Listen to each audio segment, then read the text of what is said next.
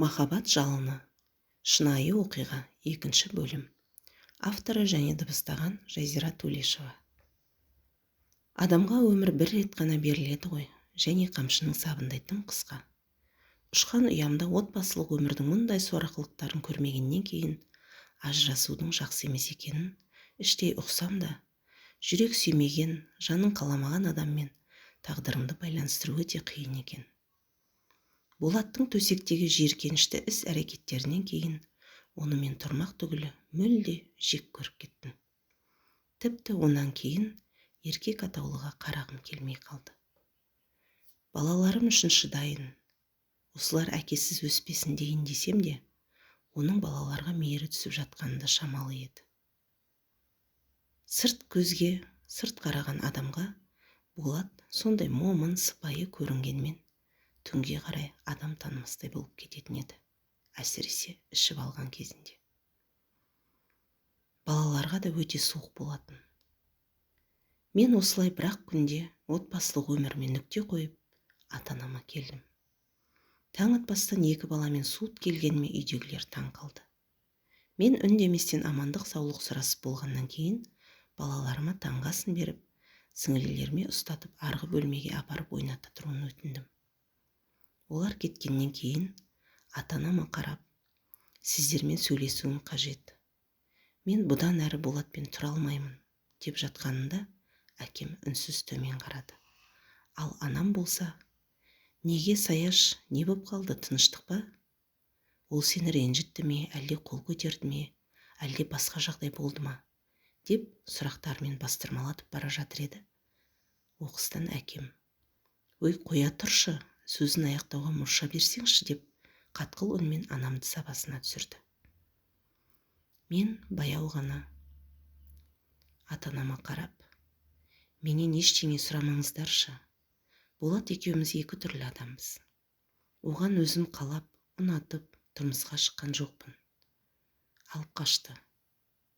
Мұны өздеріңіз де білесіздер.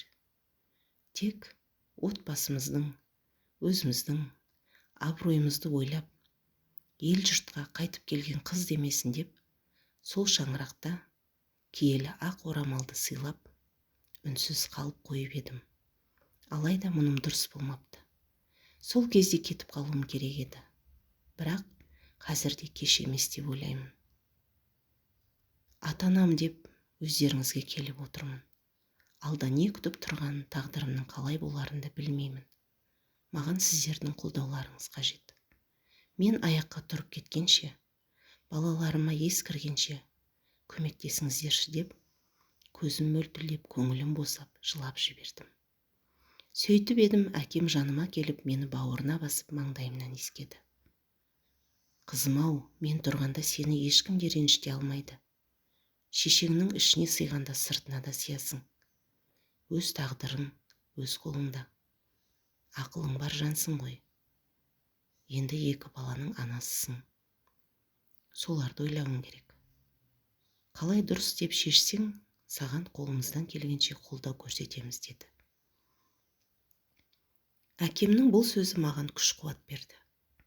Әке асқартау деген осы екен ғой деп іштей әкешіме дән риза болдым. Ал анам үндемеді.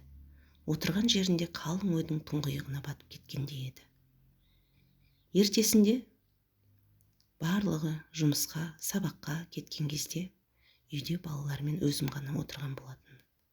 Бір кезде түске таман ауладан жүк көлігінің дауысы естті. Үйден шығып қарасам, енем мен туыс бір абысыным келіпті. Жүк көлігімен менің барлық жасауымды, киім-кешегімді алып келіпті. Енем үйге де кірмей маған ашуланып, сыртта тұрып, даусын қаттырақ шығарып, ауыр-ауыр сөздер айтты. Сен менің баламды құрттың. Өзіңше менсінбей алқаш қылдың. Жақсы қатын жаман еркекті адам қылады, жаман қатын жақсы еркекті надан қылады, деген сөз бар. Сені әу бастағы ұнатпап едім. Алайда баламның көңіліне қарап үндемеген болатынмын. Сен ол үйде ешкім қуған жоқ. Болат саған қолының ұшында тигізген жоқ. 2 баланы алып кетіп қалыпсың. енді оларды өзің бағып ал, бізге қарап аузыңды ашушы болма, деп жер жебірме жетіп кетіп қалды. Сол күннен кейін мен қайын жұртыммен ара қатынасымды бір жолата үздім. Болат та артымыздан бір ретте болсын іздеп келмеді. Жаз айының аптап ыстығы басылған соң, менен кейінгі сіңілім Алматыға жоғары оқу орнына түсіп, ата-анам бар жиған тергендерін салып, маған Алматыдан бір бөлмелі пәтер сатып алып берді. Әкем қалаға барып, мына сіңіліңді қолыңа алып, бас көз болып қарайлап жүр. Оқуын оқысын, ал сен жұмысқа орналас. Өмір жалғасуда. Сен анасың. Ертеңгі күні бізде кетеміз ана дүниеге. Сол кезде мына балаларыңның өсіп сенің бір жағыңа шығысып жатқанын көргіміз келеді, деп ақылын айтып, мен жұмысқа орналасып алғанша балаларды өзіміз қараймыз деп алып қалды. Мен Алматы қаласынан Сайрам ықшам ауданында орналасқан пәтеріме ағам екеуміз барып, құрылысшыларды шақырып, үйге жөндеу жұмыстарын жүргізіп, жинап, тазалатып, көшіп бардық. Студенттік шағым өткен Алматыға қайта оралдым. Әсем қала алтын түске оранып, қоңыр салқын күз келгенде Зәуреш оқуға барды. Ал мен үлкен сауда үйіне кассир болып жұмысқа орналастым. Өткеннің барлығын санамнан сызып, жаңа өмірге қадам бастым.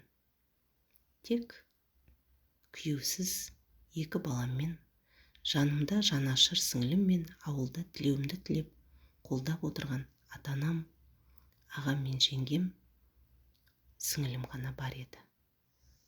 Жұмысқа орналасқан соң ауылдан балаларымды алып келмекші болғанында анам, балалар біраз өскенше, балабақша, мектепке баратын жасқа жеткенше алып кетерсің, оның бір мәнісі болар. Шетелге кеткен жоқсың ғой, демалыстарда келіп тұрасың. Біз де олармен жиі барып тұрамыз. Жаңа жұмыс орныңа үйренсе бер, балаларға еш алаңдама. Әкең екеуміз қараймыз.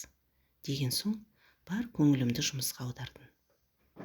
Кейде түнгі ауысымға да түсіп жұмыс істей беретін болдым. Өйткені үйде мені күтетін балаларым жоқ.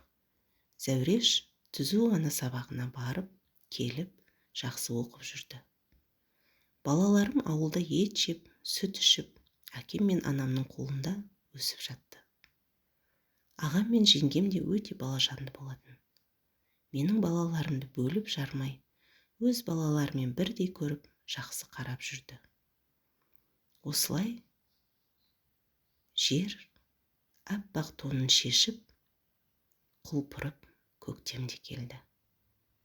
Көктеммен бірге менің де тұла бойым жаңарып, ерекше бір сезімде жүрдім. Мұның өзі табиғатпен бірге менің көңіл күйімнің алдағы өмірімде ерекше бір керемет дүние боларын сезгендей еді. Жалғасы бар.